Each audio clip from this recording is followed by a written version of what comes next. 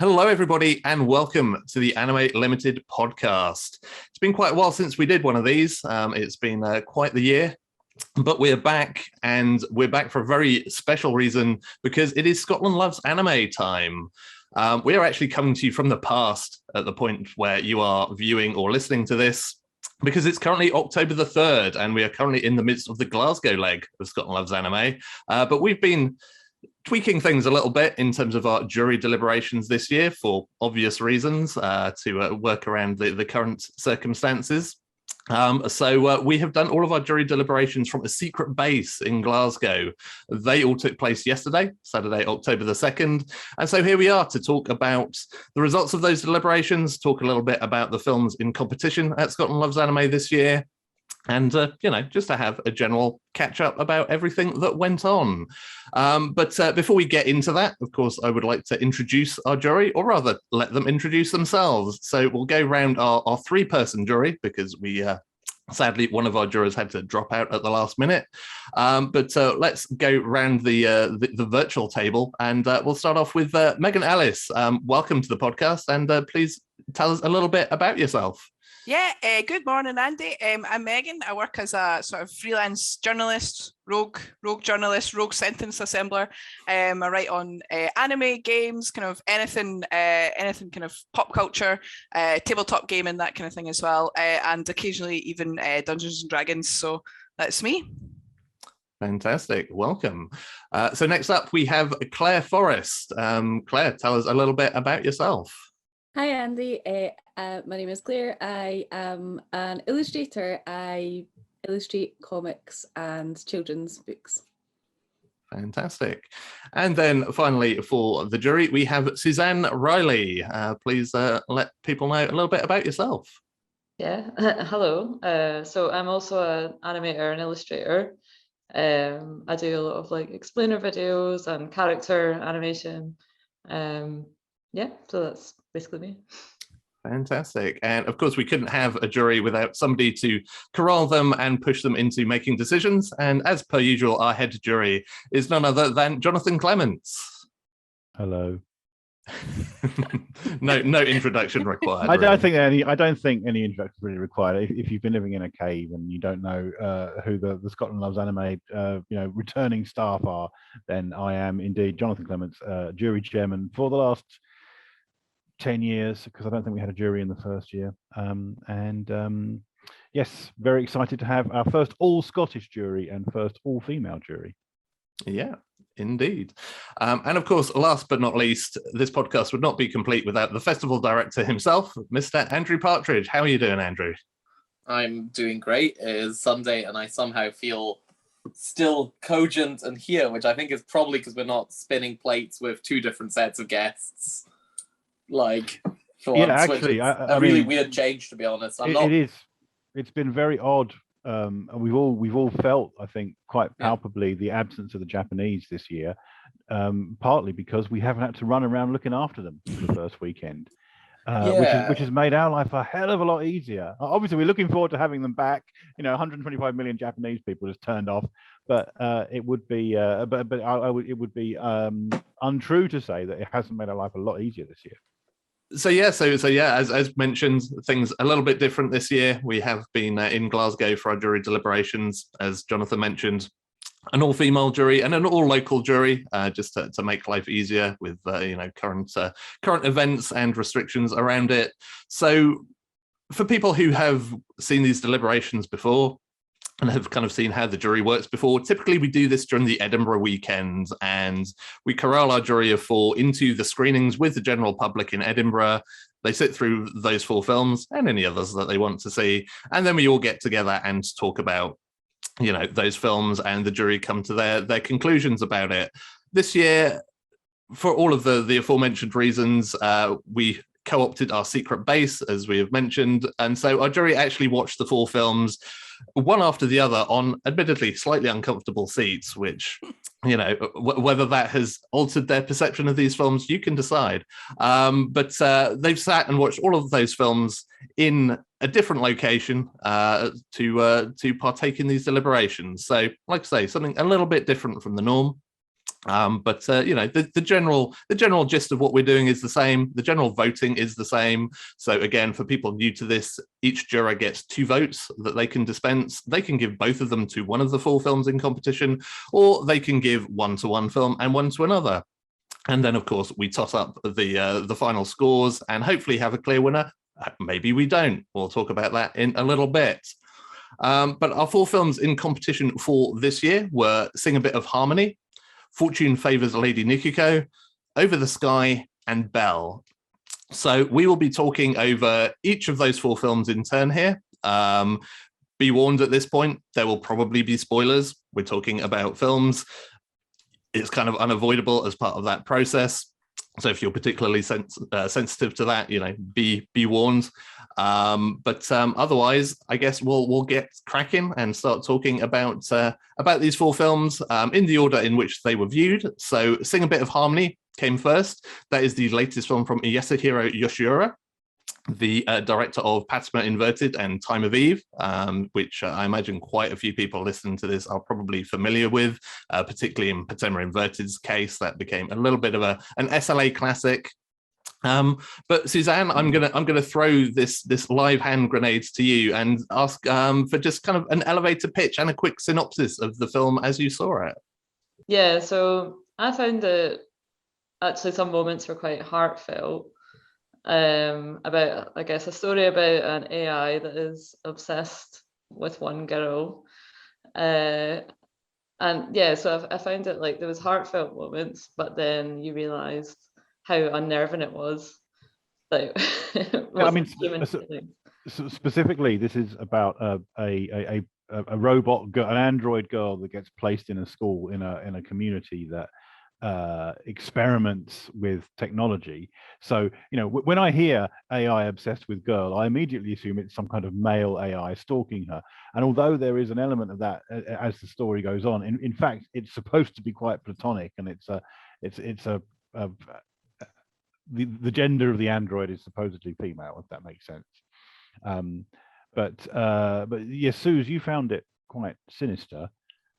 Yeah, Megan actually had the most crushing takedown for this film. As she was foraging through the fruit salad, she said that if it wasn't for the songs, this would be horror. I stand by it. I think if it wasn't a cheery musical, if you imagine the soundtrack, wasn't an upbeat sort of poppy anime soundtrack, she bursts into song. Imagine there was just sort of like a single piano note every so often, sort of like Hans Zimmer, like that kind of like a boom noise they make, and that would have been a completely different film. But what is so sinister about it? I know, but you can... yeah. I think the fact that there's an AI that's so singularly obsessed with one person, maybe 2 people, right? Maybe the boy that sort of reprogrammed her, but is so singularly obsessed with one person that she sort of hacks things around this girl, Satomi. She hacks her housing security system. She hacks the school security system. She hacks the sort of the sort of recycling system. You can see at later points as well. She's even hacked the robots that are farming the rice in the fields, and because they all turn to watch her. That's terrifying. The sort of idea that you could live in this small sort of town, and every robot is going to, and every AI system is going to follow you, track your every move, watch you, ostensibly want to make you happy when the robots don't even understand what happy is. And I was quite surprised by it, coming from the guy that made Time of Eve. Mm-hmm. Yeah, it's interesting as well, because it's kind of revisiting some of the themes of Time of Eve in a different way. Like there are at least 2 segments of that series or film, depending on how you watched it, that kind of have a similar core theme of an AI or an android that is kind of not quite obsessed, but is sort of singularly focused on the happiness of a human character, usually a child in both of the cases that are kind of in that film. And this is a very different sort of, this feels like a sort of a modernized and perhaps more mainstream attempt at discussing that topic again. But yeah, I think it pitches just just the other way in terms of how it comes across compared to how Time of Eve does it. So, Claire, you wouldn't say this was a happy Disney musical then? No, I mean, it definitely sold itself as this lovely, uplifting story.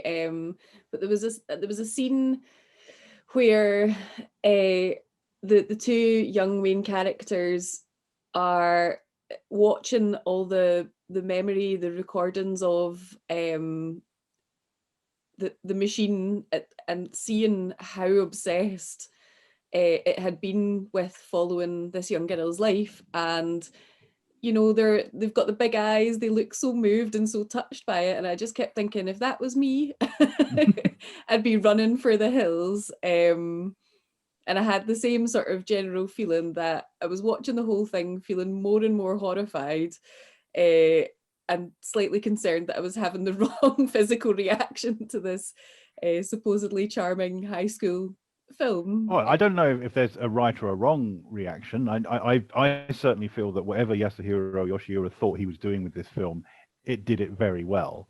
But Megan was almost ashamed to say to us during the deliberations that she actually found herself sympathizing with the antagonists. Yeah, I did. I thought, oh, you know, is this the point in my anime watching life where I become the antagonist? Because I sympathize with the adults. There's one character, and he's kind of played off. I think it's the guy that drives her to the drives the AI to school. And you know, he says at one point, he says, "What are we doing, letting an AI, an untested AI, in a school with no, the school didn't know, that the teacher of the classroom didn't know, the sort of people in the classroom didn't know." You know, he says, you know, that's a bit like, I don't think we should do that. And I was like, yeah, I don't think you should do that. Yeah, like there's a lot of ethics violations that go on, which surprised me, because like I think it's also possibly the effect of having, because like this one, as I recall, has a scriptwriter actually attached who's not like Mr. Yoshiura this time round as well, which means there's been, like, I suspect there was a degree of no, this is a suspension, because like a lot of Yoshiura's work is tied to reality, like very heavily tied to what would happen, and like in that reality it would never not have an ethics test attached to it, and like, which this whole experiment would definitely have failed. It would have failed from the beginning when it's listed in a calendar that a child can access who goes to the same school, but it's happening. That definitely quantifies under, like, you may as well just put launch Skynet today on it or something as well while you're there. I was not expecting the jury's reaction to be quite so negative to this film, because I was really enjoying it while it was going on. Although I wasn't really thinking about GDPR violations while it was happening, because this is anime. We're going to get to killer penguins later on, so obviously there is a degree of the surreal that can be incorporated. One of the features of this year's voting, as a result of our non-lollystick audience award policy, is that there is a little button for the audience members to express what they think. So unlike previous years, where the audience award and where the jury's only real sense of how an audience is reacting is from being there in the cinema with them, this time the jury was separate from the audience, but we do have some of their reactions we would like to share with you. Oh, okay. Because unfortunately, because of the way that this recording is working, we can't talk about Bell and we can't talk about Over the Sky, but Andy has collated some audience reactions. At this point in the festival, and this is not going to be true by the time this podcast goes out, but at this point, Sing a Bit of Harmony is currently the highest scoring film, with some fantastic. Andy, shall you and I, double team this and pick a couple of random comments to read out from the audience, starting with, "Loved it, very informative on the uses and future of AIs," said one audience member. Yeah, there were also a fair few mentions of Disney and Frozen. Like, obviously, the musical element has kind of has made an obvious comparison point there, which was kind of inevitable. Like the one that stuck out to me was, "This is like if Disney made HAL." Oh yeah. An absolutely delightful look at the future, says one of our audience members. Funny and entertaining with a bit of singing too. Another excellent film from Yasuhiro Yoshiura to follow the brilliant Patama Inverted. It mixed up the genres and took us on a really fun ride. A musical journey that will make you happy by the end. A film that took me through my whole emotional spectrum. More than anything, it was absolutely heartwarming. Not every viewer felt that way. There was a fantastic takedown from Alicia Haddock, which I don't see here because it was actually on Twitter. I think it wasn't one of the comments came out on the actual forums. But basically, the audience reaction was not only very, very positive in general, but the film got a round of applause, and the longest quote that we have here is SLA hasn't finished yet, but this feels like the premiere of SLA 2021. Clements was right, that's me, when he said it was a movie full of anime tropes, but not cliches. It was respectful of each character, especially honoring the female characters, not objects of fan service. The messages are powerful, not forceful. The struggle that Japan and most of the world has with females in lead positions in their company, and the high and impossible standards they must meet to please the oppressing male establishment. How about that? Yeah. That was the part which got me about the film. Sorry, leaping back on it, the left me about the film was the fact that the senior antagonist. I think there might actually be a really they played it up for things on it, but it was it feels like it was an underdeveloped story there of a branch manager who maybe appreciates the genius at one point and has just been we've gone off the rails here with ethics, lads. I get it, a bit dramatic effect and such, but I do think that last reviewer brings up an important point that did sort of drift into my mind while the show was going on, and then kind of evaporated during the rest of the day, which was that the Japanese media landscape at the moment is absolutely obsessed with so-called womenomics, with promises by the government that women would be in powerful positions in politics and in social life and in corporations and so on. And the outgoing Abe government actually set quotas for women in company on company boards, for example, which were actually more strict than those that are enforced in Canada. And for Japan to jump up that curve, to jump up that learning curve, from being an incredibly patriarchal society where women are still trained to speak like children in public service positions, to one of a sort of Nordic level of equality of opportunity seems very unlikely. And I think that the part of this film was actually approaching that somewhat obliquely, not necessarily in a wholly serious way, but I did get this feeling with Yoshiura that there are huge chunks of the film where he was saying where the robot was forming the kind of the role of some idiot focus group wandering through an anime plot saying, well, apparently we need an antagonist now, let's find one. And I quite enjoyed that from a writing point of view, the fact that he was looking at the formula of so many high school anime and sort of deconstructing them. I mean, I am quite interested to hear the jury's thoughts on sort of those comments around the cast and the female characters in particular, because I mean, I think especially when it comes to kind of Shion, the AI android, Yoshiura had a pretty low bar to clear in terms of being respectful towards that kind of character. This is a medium that gave us Chobits, where the android character is utterly fetishized and sexualized from the get-go, whereas the deactivation in particular of the android in this series is a very unsexy kind of the exact opposite of that.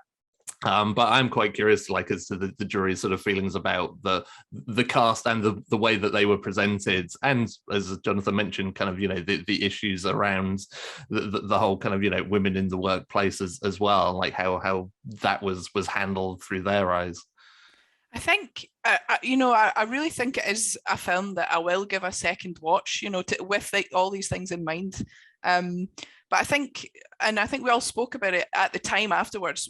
The scene where the project's cancelled and our mother's drinking, all three of us were like, wow, she was quite abusive. She was like, go away before I say something I regret. And then she's throwing things, and then she was like, let's just ruin our lives, run away. And I was like, interesting. And at the very end, you know, you were saying about the womenomics. At the end, the mother doesn't say anything. The chairman, who's a man, sits there and says, "You can continue," and she doesn't say a thing. And I was like, How's that any different from the norm? And really, you know, she still didn't have any kind. Presumably, they'd already had a discussion, right? But she wasn't even sitting down. She had to stand by the door. Oh yes, okay, yeah. I'll do what you tell me. I didn't think that was particularly groundbreaking. I enjoyed watching the mum, and I think that the same thing, like it seemed like it might go somewhere, that she might receive praise from the, you know, that she'd created this amazing AI, and at the end it was sort of, well, you know, try again, but with less fuck ups this time. Yes. You're not fired. Congratulations, you're not fired. Yeah, exactly. But it was interesting to see her desperation to succeed in her workplace, and she comes across almost as quite a distant mother for most of the film. But then when you realise the AI's obsession with making sure her daughter is okay, you see the sort of mothering stuff. So it was almost like her role as a mother got in the way of her career a little bit, or it made her choices in building this AI slightly misguided as well. I thought it was quite an interesting relationship. Yeah, I felt it reminded me a little bit of something that A.A. Gill once said about women in the workplace and the equality of opportunity. He said, it's not that we want women in the workplace, it's that the workplace makes men of us all, and we don't like that. And certainly, I mean, I hadn't really thought it through until Megan brought it up. But yeah, the fact that this incredibly competent, incredibly efficient, incredibly overachieving career woman should, with the flip of a switch, turn into a drunken sot who's given up on her life, is actually quite damning in and of itself. Wouldn't you say so, Suze? Yeah, I thought it looked like her mum was really struggling, like from the beginning, like you know, never being home and all that stuff. And then the daughter says, like, I take care of everything here, like, you know, the house, and she manages it, and she's just a young girl, and like it's the price to pay for having a successful career. And it showed a bit of like what that's probably like in reality, that you can't be around, and the kids left to take care of themselves. And yeah, and then with her losing her job, or nearly losing her job, and like having this total breakdown, it was like, well, clearly she's not coping with this life. I mean, yeah, like I've seen that person, because I grew up with a single mother and like a twin sister, basically, which was a really rough one on it, like for having to have a career at the same time as like raising two kids of the same age who were problematic at the best of times around the place. You know, we weren't exactly well-behaved kids all the time, like on it, and like I can believe the breakdown after, because we don't get to see what happened between her and her boss, but I have totally not seen scenes exactly like that. My mum never threw stuff about the house or whatever, but I've definitely seen scenes like that where after a day of having to struggle through a particularly male-dominated space, like on it, and had to fight for, like, she worked for like the assistant advice doing tribunals and such, so she had to work with the toughest sort of people in the toughest positions and arguing against the already very Tory system at that point on it, for example,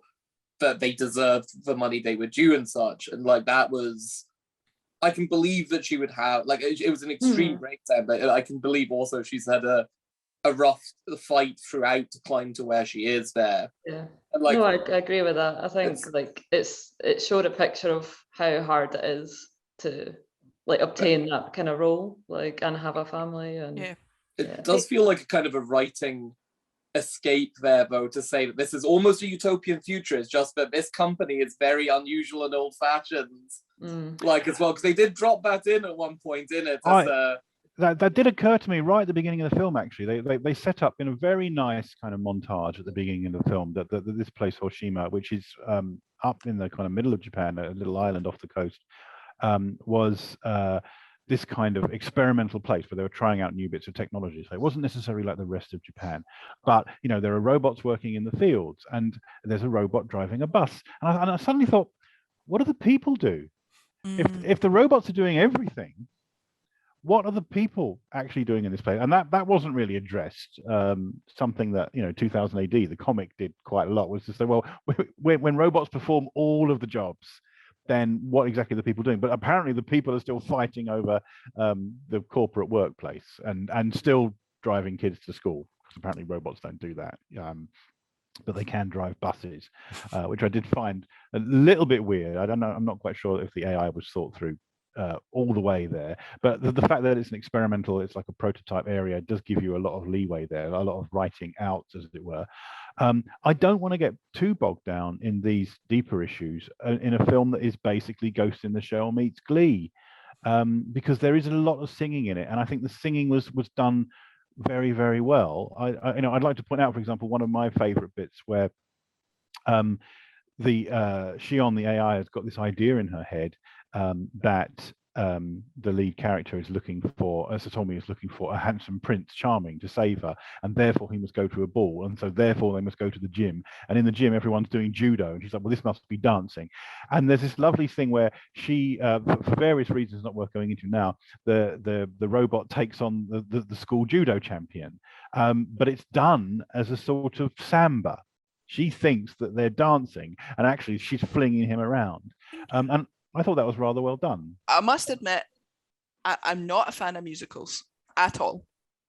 So I felt a bit like, oh, when Shion started singing. But I really liked that, the way that it was animated. It was half a dance, half a clumsy dance, which a teenage boy would probably dance quite clumsily, right? It was clumsy. It was half judo, half sort of weird waltz. She's humming. He's like, it's a girl, but in a very nice kind of charming way. It wasn't sleazy, it wasn't fan servicey, it wasn't played out creepily at all. And I actually did really enjoy that part, because he was like, it was this sort of awkwardness of her not knowing how to act, awkwardness of him not knowing how to act.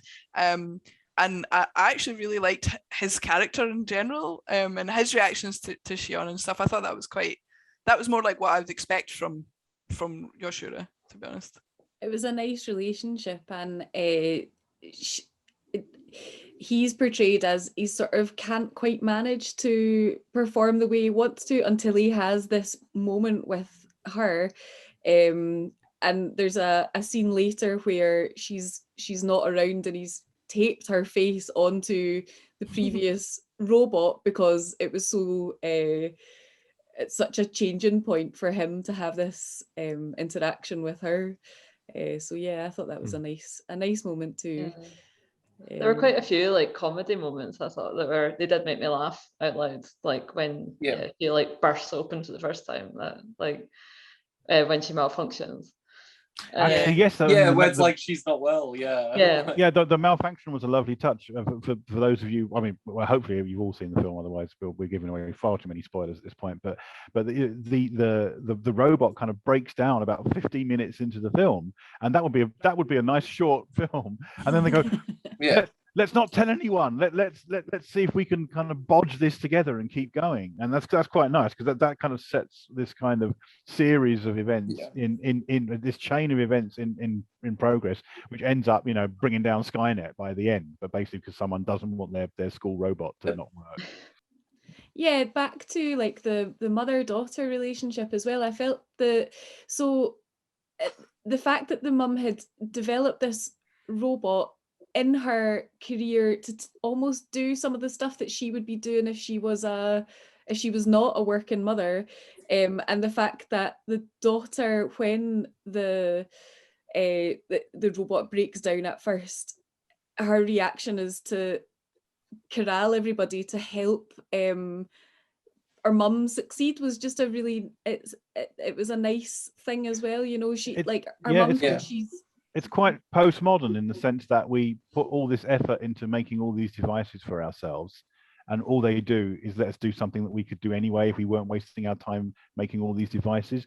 The fact that we're all sitting here talking into laptops in different parts of Glasgow being a case in point. Yeah, and I mean that is interesting. Like going back to the comment about, you know, what is everybody doing in this world where robots do everything? Because whenever any of the characters talk about their parents, they're all working at the robot factory, and so that is literally like the only job seemingly available in that town is you work creating the robots and the AIs, or you do nothing at all. Yeah, I think this is where the film will actually maybe benefit from a second watch for me as well, because I you know, as I was watching it, I didn't really catch it, but you know, thinking through it, you know, afterwards and this morning, and I was like, almost every one of the main kids in the film mentions their parent working at Hoshima factory in various different ways.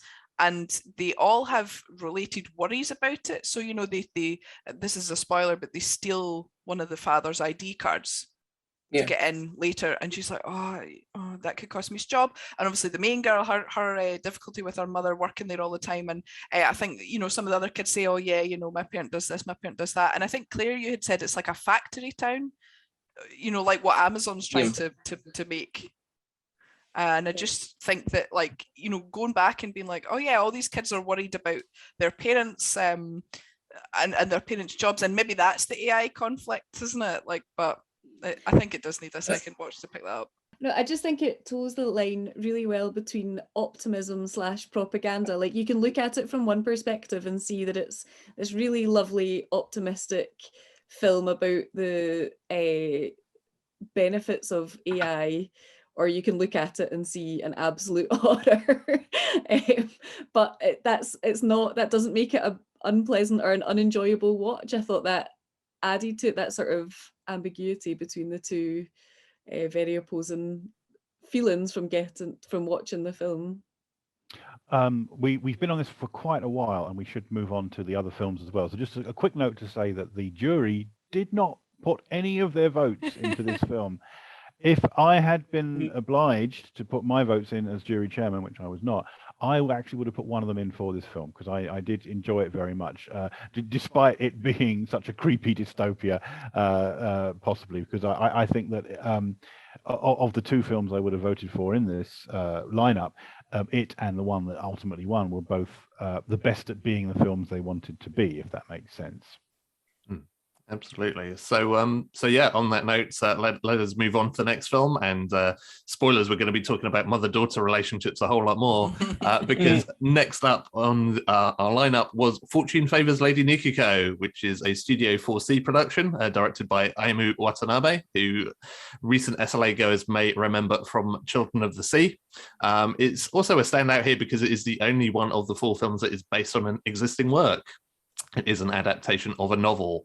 But Claire, I'm going to toss the hot potato your way to explain a little about the plot of How this come film. Suze gets a hand grenade and Claire gets a hot potato? I think that's quite. I was trying to be topical because food features quite heavily in this. Oh, well done. Sorry, I've ruined it. Sorry, I'll stop. Well, it's interesting you've given it to me to explain, because I feel like for most of the movie, I spent trying to work out what this film was about. And when I was writing my notes, I was thinking, okay, is it about this? Is it about this? But at the end of the day, it was a sort of, a film about a mother-daughter relationship and the embarrassment of being a teenager with a mum who is so different from you.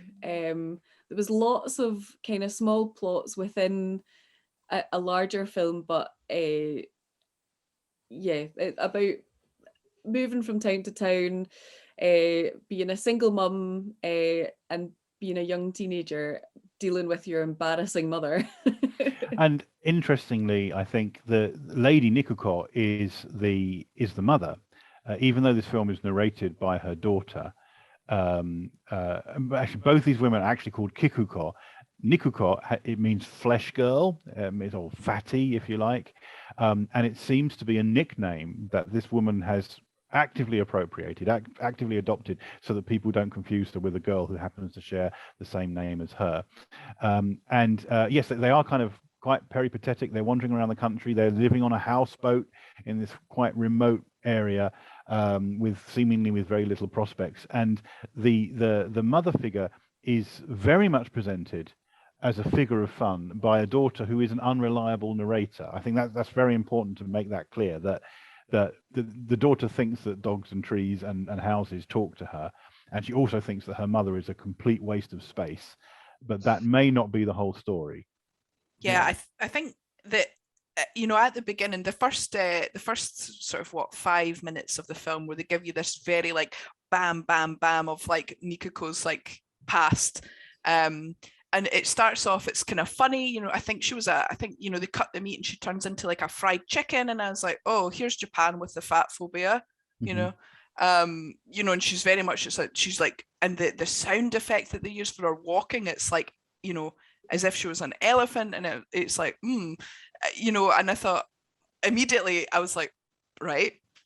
And then a few minutes in, it starts to go through her life, and it's like, oh, she falls for bad men, and she makes these mistakes, and again and again and again, and you think, okay, and then it sort of gets it actually got quite explicit, but quite metaphorically. So it was like she did anything she could to pay for her young daughter, and it was like she was picking blue psychedelic mushrooms, and I was like, okay, who is this for? I did not get the psychedelic mushroom reference. I'm too innocent. Yeah, and I was like, okay, so she's working, maybe as an escort, as a dancer, and you sort of, and that's in the first couple of minutes of the film, and then you get this sort of like the young girls running and talking to her little friend, and she's the lizard's talking to her and things, and you're like, no, really, what is this film and who is this for?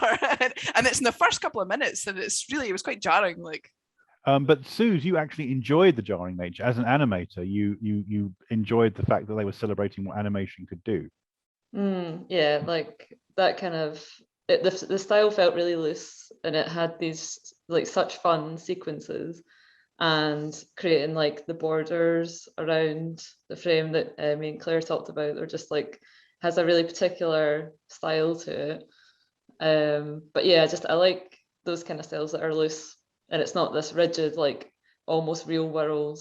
Like I like that it jumped between this kind of imagination world and things, anything can happen. And then it would go to the more like classic anime style. Yeah, that's what I liked about it. Yeah, the style was definitely, I think, maybe the most distinct out of the 4 films that we watched yesterday. And it felt really beautiful and really illustrative, and really thoughtful as well. Every scene felt really well thought out, and the depictions of her of the mother when she was being kind of gross were still so gorgeous. And yeah, there wasn't like a bad scene in the entire movie. It was really beautiful. Yeah, I think I wrote down quite early in the film, this is a bit disgusting, but it's compelling. Like there was a lot of body humor, wasn't there? Like literal body humor, but the farting and all that sort of thing, and you're like 2 or 3 scenes on a toilet as well. Yeah, and it was just, there was a lot of it. The grand finale is quite a visceral moment as well, as I recall, which baffled some of the audience, I have to say. We have our audience comments here, by the way, and some very mixed opinions about this film. The thing that really went down well in the cinema was the penguin. If one of you would like to explain what was funny about the penguin, which is supposedly this cute penguin in a local zoo, but as Nikuko tells her mother, the penguin's not called what you think it's called, and it's not as cute as you think it is.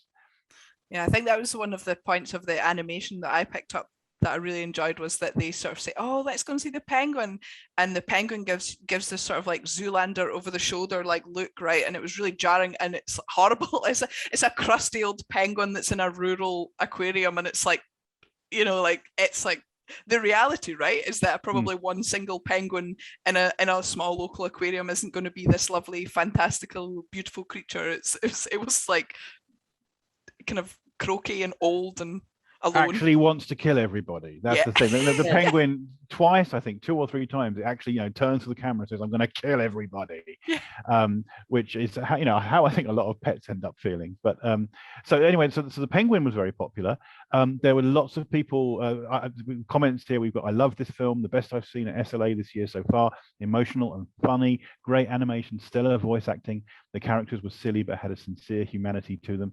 Beautiful mother and daughter story, really fun to watch. So that is the positive comments that we had on Nikuko. However, somebody said that they really liked the coming of age vibe, the small town aesthetic and the characters, but the film felt constantly fat phobic, which I did not enjoy. We had a couple of people saying that, and this is something that was repeated, I think, in some of the Japanese reviews as well, is that you can go too far with making someone the butt of the jokes in that way. A few people saying they liked Children of the Sea better, a few people saying they didn't like it as much as Children of the Sea. They like this more than Children of the Sea, I should say. However, there's one very interesting comment that I'd like to flag. Movie didn't make any sense, extremely boring. GFT chairs are uncomfortable too. Why would you pick such a bad movie? Ruined my day. Thank you. I waited an hour for it to screen and waited through the ads. This movie was tasteless and awful. Pompo and Harmony, which are the two films before it in the cinema in Glasgow, was so good. Had a perfect day going. Thanks for ruining it. Oh, I mean, as festival director, first off, I would say you're welcome. And secondly, Actually, like, if I may on this one, given it was me who curated it into the festival to begin with, I like that comment as much as like I don't like to hear anyone had a bad time. And I'm like, the seating point is a fair point on it, which we don't have much control over on that frontier. So like, not to be like to play it off too much as a comment though, that kind of comment actually means that we as curators are doing our jobs properly, because every film at a film festival, if you programmed it properly, shouldn't necessarily be your type of film. If you have a diverse lineup absolutely, of film. but I think like, there's a deeper point here which I'd like to put to you as a festival curator, because I think what this particular person is saying, which I think is a valid point, is should the last film on the Saturday be the climax, be the popcorn eating rip-roaring pro-mayor level epic? And this is a question that troubles a lot of screenwriters anyway, because when it comes to big budget films, this is something that comes up a lot on the Script Notes podcast. When it comes to big budget films, when it's Marvel, when you're spending $1 billion on making and promoting your film, then you have to save the world for people to get their money's worth. And in fact, what we have here is normally on the Saturday evening, we do our best to make that the one that the Japanese guest is present at. So there's a Q&A, there's more of an event, and normally more by luck than judgment, I don't know, it's been quite an action film. This year, the Saturday night, which for some people is the only night they went to, it doesn't finish on a downer. Nikuko was the other film I would have voted for if I were a jury member. It's certainly the one that I enjoyed as much as Harmony. And yet, do you have, I understand you're saying you have a duty of care to the audience to confront them with things they might not necessarily see. And if so, you've definitely done that. But do you have a duty of care to the audience to give them some form of popcorn entertainment as the last film on the Saturday as well? Like, I put it to the audience then, how do you define the ending of a day? Because this is not a normal year, and it quite possibly won't be a normal year ever bloody after on it. Just now. And the point is that if you're coming in the old days, you might go and see the last film, then go for some drinks with a friend, and then go home. Now you might want to go earlier in the day and get home in time to order a takeaway, or not everyone is at a very different stage of as the ticket sales show for festivals just now as well. Like, no festival is selling out for like a 400 seat screen easily just now, unless you're in somewhere like a population centre like London, which has a huge swathe of the UK's population in it, like, to wait those numbers. And like, we're selling well, we're outselling the GFT is outselling the capacity of the film house just now, but it's still not selling out. And the fact is that what I need to analyze this year is the heat map of what screenings are most popular. The surveying this year will be more important to understand why people do that. But like what we had was not just a duty of care to deliver entertainment to the audience. We had a duty of care to give people the most comfortable options for them to go and see films. Fair enough. And like it's a difficult balance. Let me put this to the jury as well, because the jury saw the films in a different order. The jury saw Lady Nikuko quite early on in the day, before they saw Over the Sky, and they finished their day on Bell, which I know for Claire was like a sort of oh, now I feel I'm getting the epic that I was kind of waiting for. We'll get to Bell eventually as well, but as the jury, if you were watching these films in a cinema with an audience, how would you feel about Nikuko being the last film of the day, or would you have preferred something on a bit more of a high note? I say high note. Nikuko is a very positive film. I think Nikuko would work quite well as an end of the day film, because I think it is the kind of film that you would come out of and turn to if you'd come with somebody and you'd be like, wow, what was that? I think it's a film that would inspire a lot of chat afterwards between you and whoever you'd went to watch it with, which is maybe what you want from the last film of the day, rather than to come out and be like, that was great. And that's it. People are going to talk about Nikuko. I think if you see it together, it's going to be like, that was crazy, that was weird, I didn't understand this bit, I didn't understand that bit. So maybe encourage a lot of chat, which I think is what is a good end of day film. Yeah, it definitely felt distinct, and I think distinct enough to be a lovely final film, and one that just has a completely different perspective, and I think that's all that you can hope for a big film at the end of the day, is something that makes you want to talk about it more. And certainly I feel like it had a lot to want to talk about. Yeah, I agree. Like, I think it's such a bold film, and like especially that opening, like it's a lot for your brain to take in. So like as a first film of the day, I think it would be really hard to get, it might be a bit of an assault, but as a end of the day film, I think it works. Like you said, it inspires a lot of chat, even if you didn't like some things. Like there's stuff to talk about, definitely. We did cheaply from a historical point of view as well, for people who have not been around before times in 2019 and such. We actually also put Children of the Sea, which was Ayumu Watanabe's last film, as the last slot actually of the film festival as a whole. So, and like I can assure you that it was even more psychedelic than Nikuko, and like in a lot of ways on it. And it's I guess was also a point that ultimately, as much as we would desperately like it to be the case, not everyone is going to be happy with every. I could go through. I mean, I've looked through the comments for Sing a Bit of Harmony. There were people there who equally were polarized again. Like someone was going to not have an optimum end film regardless on it, and like we kept in tone curationally with what we've done before, and in terms of like just general consideration on that. Speaking as the guy who has to stand at the front and introduce the films, I try and find something positive to say about all the films, even if I don't particularly like them myself. And so sometimes you get reactions on Twitter on people calling me an idiot because I haven't said this film is shit, you're all going to hate it. Which I don't think would be a good way to really kind of get the audience going. Or maybe it would. Maybe next time, Dragon Ball's on, we can try that. I don't know. I'm going to try something now, which Andy may cut, which is to reveal what the winner was at this point. No, let's do it. Okay, because I think it'll put a lot of things in context for you as the listeners or viewers or whatever, if you know that, in fact, the jury voted for Nikuko. This was a tie. The original vote was a tie, and there was a little bit more deliberation, and very, very swiftly we ended up with a majority vote in favor of Nikuko. So Nikuko has actually won. Those people who were in the cinema on the Saturday in Glasgow finished on the winner of the festival, as far as the jury was concerned, and we'll come back to that later on. But I think it's probably quite interesting to regard the next two films in the context of the fact that Over the Sky, which is our next film up for discussion, failed to get a single vote from the jury. And was I'd say it was a polarizing thing, but actually everyone was on one poll on this one. Over the Sky was not a popular film at all, and I believe we're going to get Megan to tell us what it's about.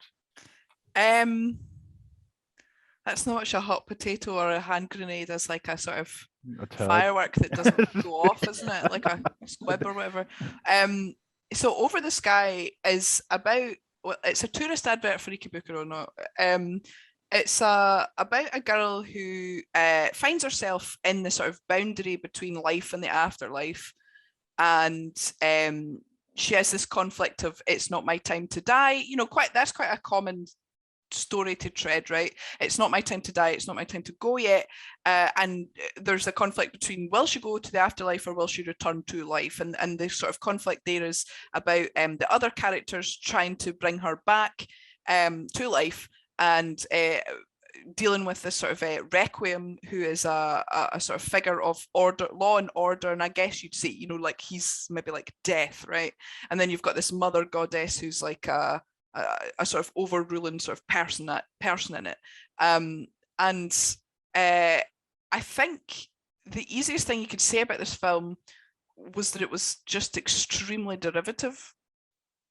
As somebody that watches, like, I've seen a lot of anime, and you know, at the beginning I was like, okay, well, there's the title sequence from Your Name, there's the bit from Weathering with You, oh yeah, they did that in Silent Voice. You know, if you look at the big blockbuster anime films of the last 5 or 10 years and then looked at Over the Sky, you could almost see where they copy pasted it in. And in fact, I think Claire, you were you're not quite as, you know, hardcore as Megan is in terms of anime fandom, but you said that you felt that this was how you imagined an anime would look, but also that you felt that it had been assembled with post-it notes. Yeah, for me, my overall feeling was that it was a plot wrapped around a bunch of postcards. There was extended scenes that were just shots of the town that you would pick up at a train station, and there was interesting parts of the film, but for the most part, it just felt like a cop-out. I felt like, yeah, it was just, there wasn't much depth to it, and I didn't really understand what I was supposed to care about in the film. Like, I didn't really care about the characters much. I didn't understand. I just got fed up of her, basically. I was like, just go, like, it's done. Like, you know, it wasn't grabbing me at all. And the one part where it could have been interesting is when towards the end we thought that she might choose the afterlife, you know, she might go on or whatever, but then it failed to even do that. So it just kind of petered out a little bit as well. Yeah. And in fact, we had one of the jurors who may or may not decloak, it's up to her, actually tried to sneak out to the toilet partway through the film, and didn't realize that the secret base private cinema had a sliding door, and she couldn't open the door, and she thought that we'd locked them in, and that there was no way to escape from this film. And if that's how you feel, and when she came back, the rest of the jury kind of agreed that that's how they felt, that they were kind of being punished by being made to watch this film, which was certainly not the filmmaker's intention. One hopes. What you don't have, but what the audience in Edinburgh will have at the premiere, the UK premiere, will be a Q&A with the director, who was incredibly forthright and incredibly engaging and charismatic in his discussion of the film, to the extent that people who had seen the film before they saw the Q&A were saying it feels like he was talking about a different film. You know, I mean, if you saw the Q&A first, it's a fantastic advert for the film, but not one necessarily that is borne out by actually watching it. Would that be a fair comment? For me, I think the most interesting parts of that film were the bits that you told us about it, you know, like the things that we knew about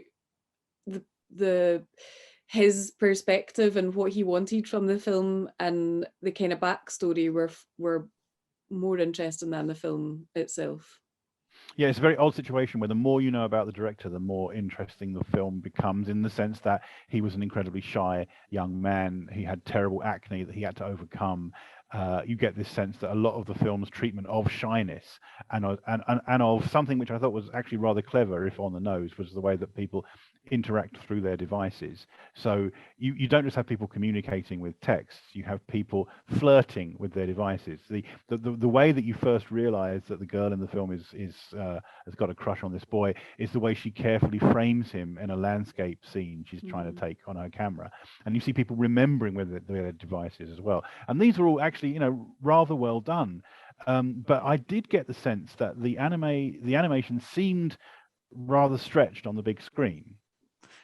Yeah, I think the scene that really came across to me was the scene that was just the one from Spirited Away, right, with the train over the tracks and the water, the glittering water, there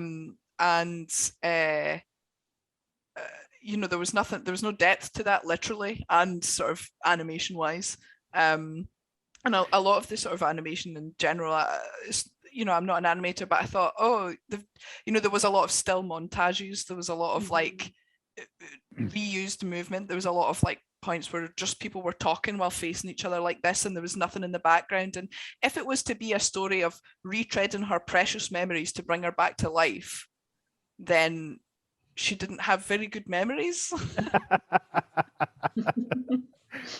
Suze, as an animator, was any of this bubbling away while you were watching it?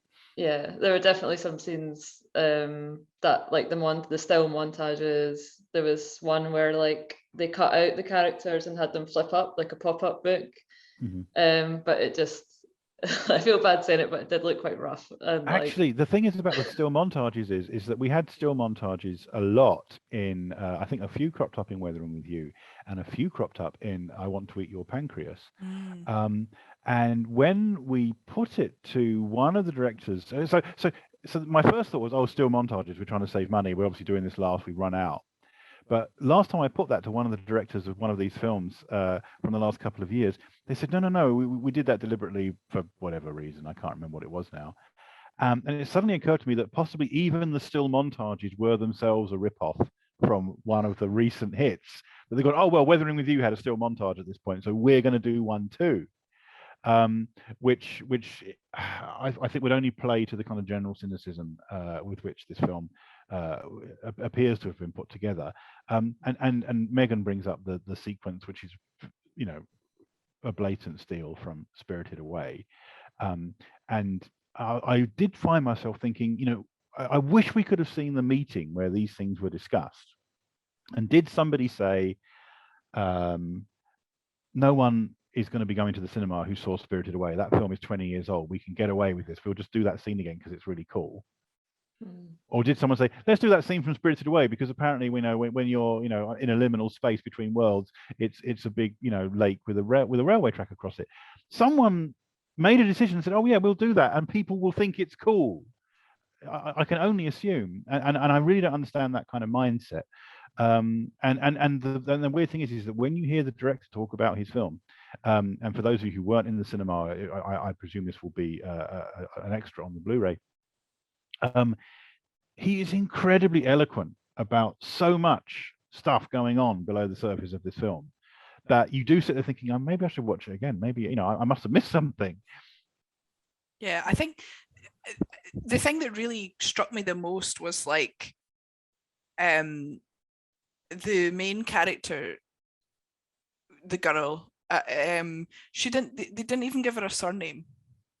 She was a non-character. She seemed to exist solely as a foil for the boy, and he got a backstory, he got a family, he got special like psychic powers, astral projection, and she spends the film. Her dilemma is that she can't remember what she wants to tell him, that she likes him presumably, and she can't remember. And every thought, every sort of conversation, every like interaction she has is all about this boy. And I just thought, well, if he's the main character, then why didn't it lean more into him being the main character? Like, it's like if the director wanted him to be the focus of the film, then I think there was other ways to go about it than focusing it all on the girl and her feelings for him, which, and this really annoyed me, at the end, you don't even get to hear her say it. They cut it out. Yeah, yes, very controversially, certainly for me. The ending of the film is her leaning over and whispering something, and we don't get to hear what that is. And I did actually ask the director myself, is that a homage to Lost in Translation? Not adding that I find it really irritating in Lost in Translation.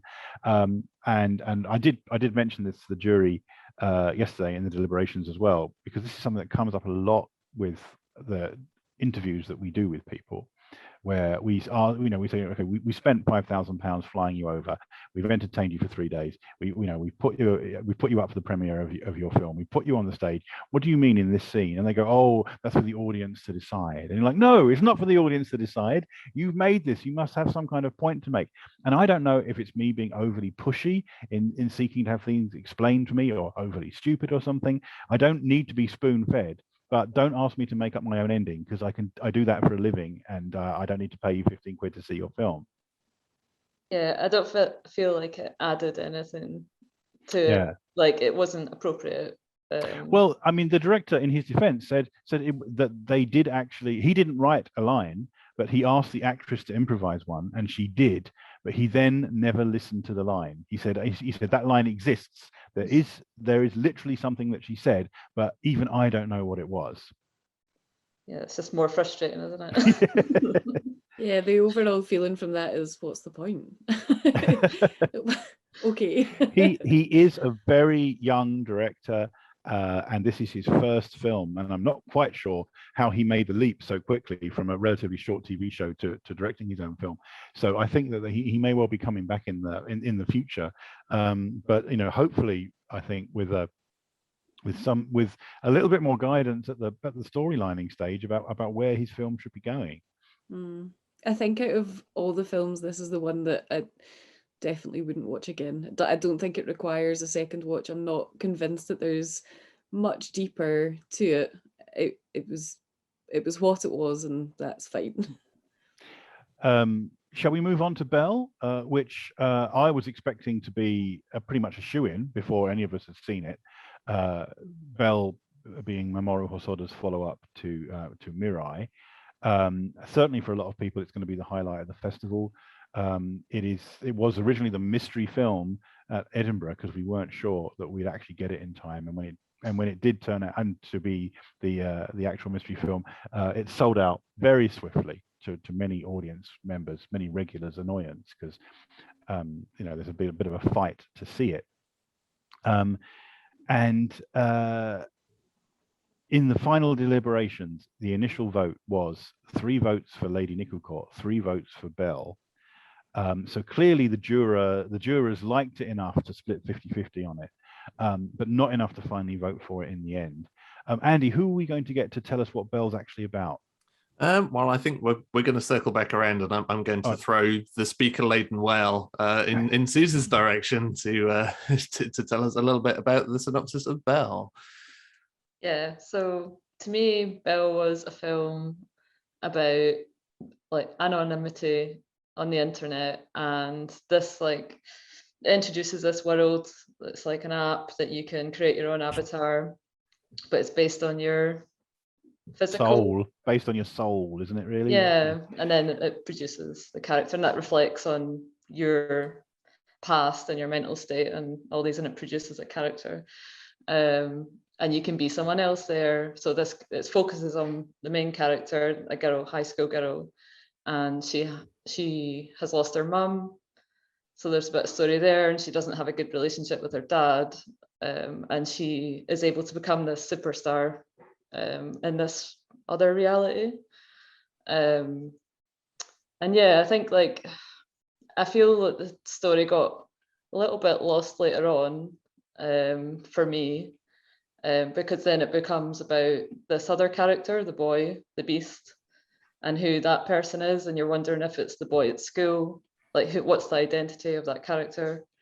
But it was the message I got near the end that I liked was about being selfless, because it talks about her mum and how she lost her mum, and her mum died saving a child. A stranger. Yeah, a stranger. And then she like spoiler, gives up her identity, like she reveals her identity to save somebody else. So I was like, oh, that's quite sweet. But yeah, that's how my sort of take on it, like what the film was about. As a big fan of Hosoda, for me, I didn't think that it stuck the landing of the film, because the first 20 minutes, half an hour, it's like, no, this is it. This is the film that's going to win. This is incredible. Wow, I really want a space whale, covered in subwoofers. And I thought, looking at it from like Summer Wars, right? So that was like 10 years ago, 11 years ago. And that was when social media was becoming really big. And BELLE, this is all about streaming, isn't it? It's all about VTubers and the sort of like, the move into virtual reality. It's an obvious like evolution of his ideas. And I was like, oh, this is going to be so great. Like, wow, it looks incredible. The design's incredible. The character's incredible. The music is fantastic. And then the middle, I sort of was like, oh, right, okay, we're still establishing the relationships between all the characters and the importance of that. And, then they brought in some considerations on policing the internet and on like the problems surrounded with doxing and sponsorship and things on the internet and what that means for power. And then it kind of just wandered, and there was sort of like a lot of things were brought up and not a lot of them were resolved by the end, I thought. That was maybe a theme in a few of the films we watched yesterday, although out of the four, I felt like it did the best job of following through. For me, I think BELLE would have been the winner. It ticked so many of the boxes, although it had its flaws. It was just so beautiful and so spectacular. And it is my first Hosoda film. I hadn't seen any of his other films, so coming at it from that perspective. In fact, Claire, you were the lone dissenter. You were the only person who refused to assign both your votes to Nikuko. When we hit the tie break, it was the duty of the jurors to kind of decide amongst themselves, if they would shift their votes. Megan immediately folded within seconds. And Suze was like, yeah, whatever. But Claire stuck to her guns and she refused to give away that vote for BELLE. So clearly it was something that resonated very well with you. Yeah, I think if I was telling somebody to watch an anime this year, it would be BELLE.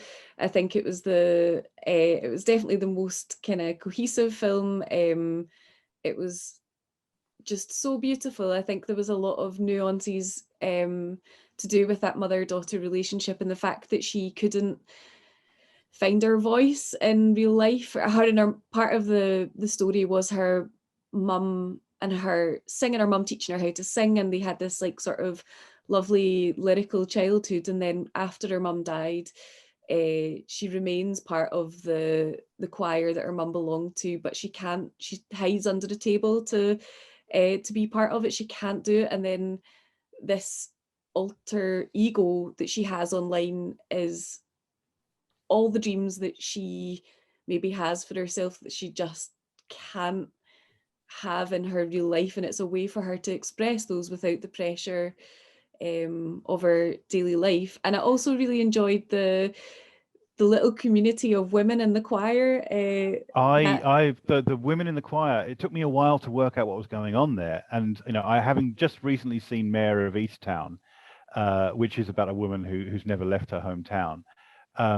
The realization that this bunch of old ladies in the choir are actually her mum's mates. They're actually her school friends who kind of stayed around to watch over her, and in fact know much more about what's going on than she thinks they know. Was actually quite charming. Yes. Although the film is sort of like you said, he was massively inspired by Beauty and the Beast. There's an element of the fairy godmothers as well from Sleeping Beauty. Like there's just this really lovely relationship between them, and there's a lot of nice relationships. Like you were saying, Megan, that you weren't sure the identity of the Beast, if it was going to be the boy she went to school with, and I was feeling the same way. But at the start I was almost slightly disappointed that it wasn't him, but then you find out he's got this sort of just really wholesome friendship with her, and he just wants to protect her and look out for her. And I thought that was nice to see a relationship that wasn't romantic necessarily as well in a major movie. Yeah, I think I totally. I think. Do you know about halfway through the film, you know the bit where they're doing the very Beauty and the Beast and they're sort of twirling around each other and dancing in the sky, and she goes to kiss him and she doesn't. They hug.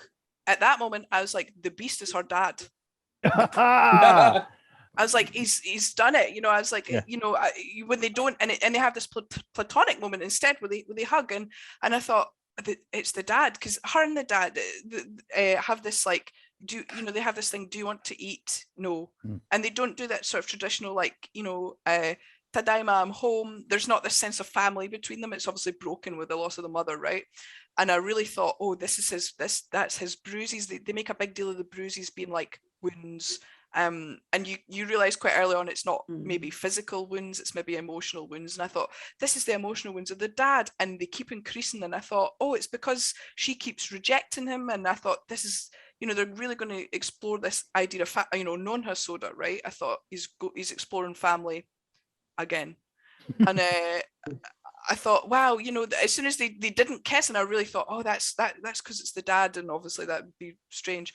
But and then you sort of think, oh, it isn't. And the dad kind of like peters out, and he's not really there until the very, very end. And the boy, he was maybe kind of a bit of a guardian. And then the other boys, the two boys that you know, again, spoilers, you find out the Beast and the other little the little sea angel as two brothers that are being abused by their father, who's a bully and abusive. And you're sort of, that is where it didn't stick the landing to me. I was like, well, they've set up a lot of relationships, and then you don't really get any kind of payoff on them, which you want from a big screen film. I think you want to know who's connected, especially when it's all about connections, right? The film was all about relationships and connections and this online offline divide and stuff, and then it just didn't quite clinch it for me, which I was disappointed by. But to me, the plot, the things that, like, I think you're totally right, but the reason that it didn't ruin it for me is that there's so many other aspects that I just thought were so relatable, and so like, thinking about it from who might like go to see it, thinking about people I would recommend it to. There's like the little goat, you called him a sea angel. I was thinking he was a ghost bat, but like you would want him as a tattoo, and you like all the characters, you're like, this is so appealing, just so appealing. Like everywhere you looked in that film at any given point, like you want the art of it, you enjoy it. Yeah, like on that, like the thing I think about when I compare, you know, my two favorite films is that Bell clearly had such a high budget, and like the production value is insane. Like it's so beautiful. You could watch it so many times and see more things. Like it's gorgeous, and the variety of styles and stuff, like it's really just a total dream, like for the eyes. But so like it's hard to compare that level of production to something that has a lower budget, because you're like, well, they're working with something else. Although you know, of the four films in competition, two of them lean heavily on the influence of Disney on Japanese people, which I thought was a very weird thing to see. It doesn't even just lean on that. I mean, there is actual Disney in Bell. They have the character designer from Frozen and Tangled doing the CG design. It labels it at like in the credits, like to the person in question, and it's just like Jin Kim, isn't it? Like Jin Kim, yeah. Like so, it's like it's really like it's front and center. Like it's this weird and beautiful from a production point of view. Suzanne's absolutely right. It's like it takes this beautiful mix of everything like on it. Like I mean, like so they've got this. It almost feels like the Oscars for Mirai was a really seminal moment for Hasoda. When he saw he had a chance. When he saw he had a crack at it. Not when he saw he had a chance. When he met other creatives and had a chance to chill out with them and talk about their love of animation. You know, they brought together like Tom Moore from and like his like the other Cartoon Saloon from Cartoon Saloon in to do like those dream scenes, like as she's trying to find the castle, and such, and you can like once you know that they're involved, you can immediately pinpoint the scenes they did. Also Eric Wong, the architect, doing the actual architecture. Yeah, but world view. So these are all the. But I think the point that Suze was making was that this costs a lot of money. If you have a huge amount of cash, then yes, you can buy in the world's greatest talents to help you with your film. But if you then do that and it doesn't turn out quite as well as the one that was made by Three Men and a Dog, based on some woman's novel about an old town, then I think that Hosoda was setting himself a very, very high bar. Is that possibly the way? I disagree on that to an extent, because I get what you're saying. I see where you're coming from on it, but he set out to achieve a new bar in animation, and he achieved it. He didn't just spend money and waste it. You can get the best talent in the world and still come up with a terrible film. He didn't. He brought together people who love what they do, quite reasonably need to be paid for their living to do it. And they achieved, I think, a lot of the bars they set for themselves, which is, I've never seen a CG anime look like that before. It was flawless. Absolutely flawless. I couldn't tell you some of the times the characters were CG, frankly, versus 2D in it, which is a statement of how high they took it. And the music standards, they've created a whole album of earworms basically on it to listen to there. Yes, in fact Megan said, oh yeah, I know that one of those songs at the beginning, I've heard that before, and you were like, no, these are all new songs. If you've heard it before, it's already made its way onto Spotify. So I don't and don't get me wrong, there's all ways to rate films and such, but I don't think it's really I don't think that's a fair statement of Bell as a quality. And I admit I'm biased, Thomas. I'm a long-standing fan of Hosoda as well on it, and I totally think everything the way it's shaken down is fair, but I don't think it's fair to say it didn't hit the bars it was aiming for. On it, I think there's always going to be something there on it, but I think the bars it targeted, especially with regards to the budget spend, for example, why it needed that money to do it, it absolutely hit. Yeah, I think for me, from the pure animation standpoint, kind of the thing. Well, one of the things that excited me the most about that film is that it feels like it has set a new gold standard for CG and anime, because that's been a pain point for the industry for quite some time now. Everybody obviously compares to Pixar, etc., etc. And within and out with anime fandom, CG has been sort of an eye roll, why are they doing this? It looks nowhere near as good as kind of traditional 2D animation. And I think between this and something like Lupin the First, which is not in competition here, but those are films that kind of give me hope that the Japanese animation industry is finally figuring it out. And I think Belle is a particularly interesting one because it still keeps the aesthetic and the vibe of anime, and it still manages to mix and match CG and 2D, but it is doing it at a level that I don't think anybody else has quite matched up to this point. Right. Well, in that case, let's put it this way. Claire is a first-time Hosoda viewer, and that worked. But to someone who is a long-term Hosoda fan, which is Megan, and to someone who is a professional animator, which is Suze, is that a convincing argument? Is that persuasive? For how good the film is? Yes. I think maybe he had it. This is maybe unfair. I think the animation, the 2D, 3D contrast was incredible.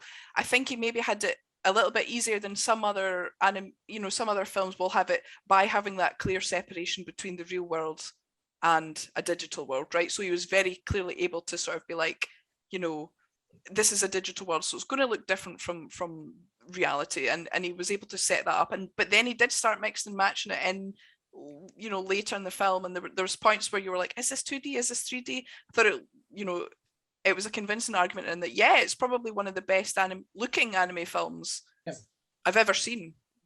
As a fan of Hosoda, and as a fan of I've watched a lot of films. I think it was definitely one of the best looking films I've seen, but that's not the only thing that makes it good. Yeah, that's absolutely fair as a point too.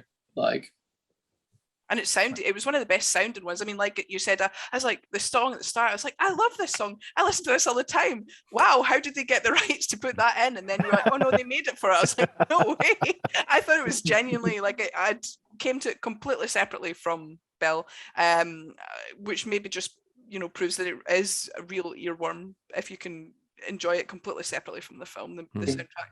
When I got home last night, I was like, it was in my head. I was singing the tunes while I was falling asleep.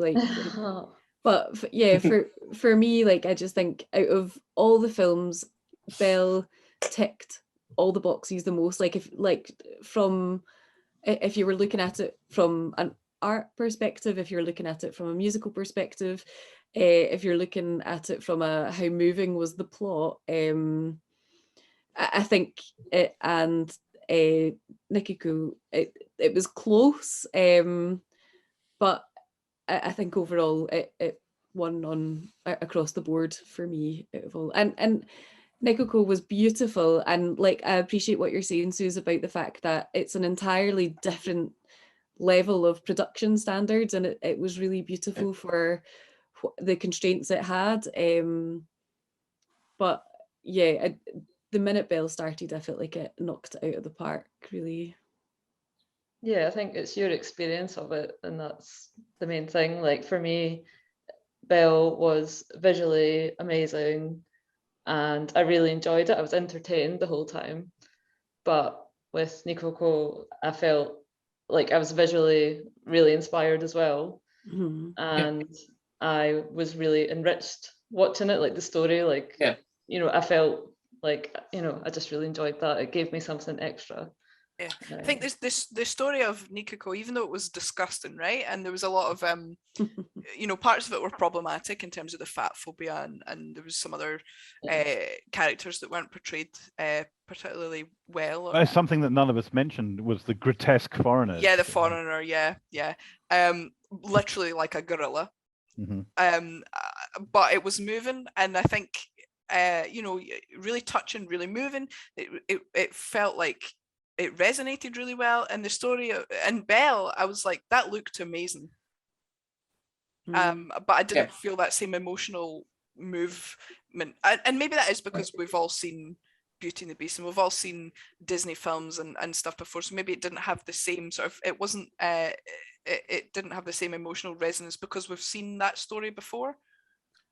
I suppose we've seen the story of Nikuko before, but it's weirder, right? It's something a bit newer.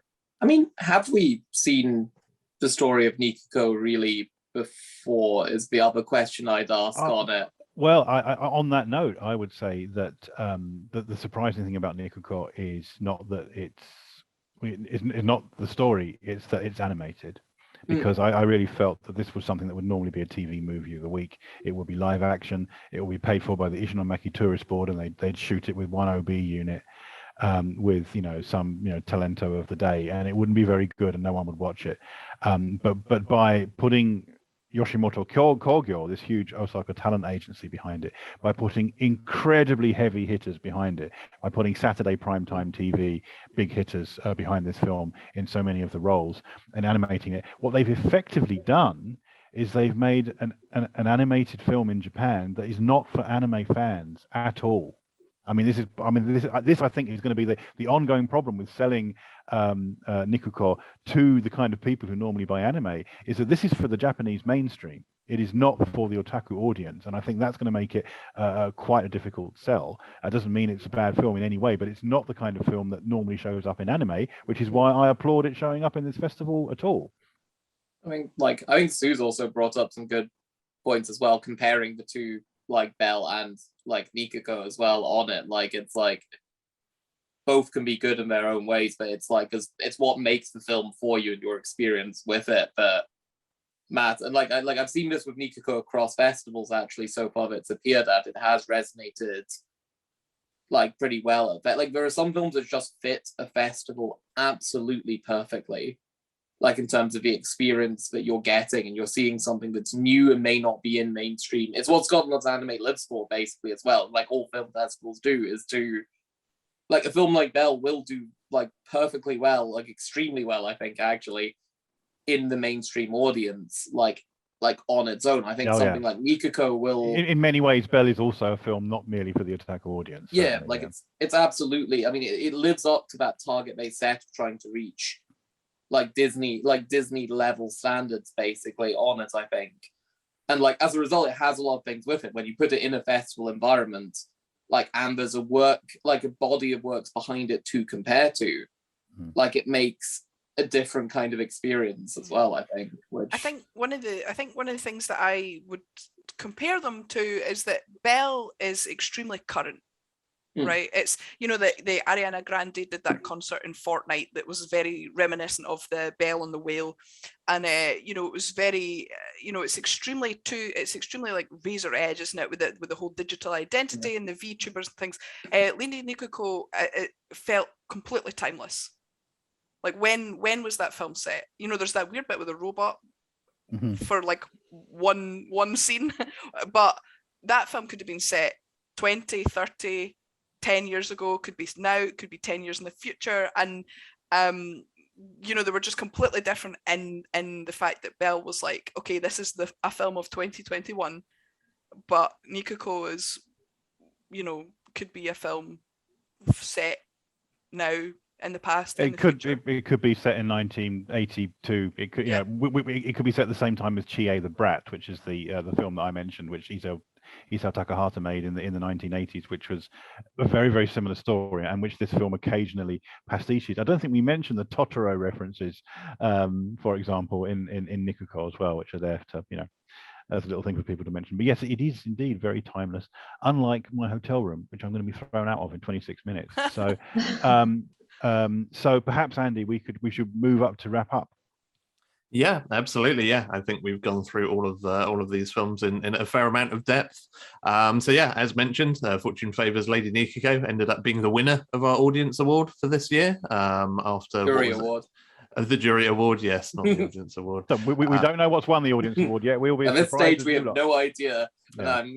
Yeah, absolutely. So yeah, if you are curious about what wins the audience award, we will obviously be posting that up on our social channels once that has been decided. So keep an eye on that. And given that you will be listening to this after the festival ends, or at least the physical festival ends, the good news is that it kind of hasn't ended yet, because we do also have an online component to the festival this year. So if you head on over to online.lovesanimation.com, you will find a curated selection of films available to rent until the end of the month for the low price of just £4. We have some fantastic films on there from SLA's gone by. We also have Lupin the First and Ongaku, if you missed those screenings in cinemas. So we have a whole host of films that you can enjoy there. But that aside, I think that basically wraps things up. So obviously keep an eye on our social channels, you know, throughout the year. We have a touring film program that we will be sharing more details on in due course as well. So if you're not in Scotland, watch out. We may be coming to a location near you. So keep an eye on www.lovesanimation.com for that. But that aside, I think that just leaves me to thank, obviously, all of you listening. And if you were an audience member at any of our screenings, thank you very much for coming. We're glad to have you back after last year being online only. It's been fantastic to be back in cinemas again at long last. But of course, thank you to all of our jurors here. Thank you to Megan Ellis, Claire Forrest, and Suzanne Riley. Thank you, of course, to the jury chairman, Jonathan Clements. And as always, a massive thank you to Andrew Partridge for making this entire festival happen.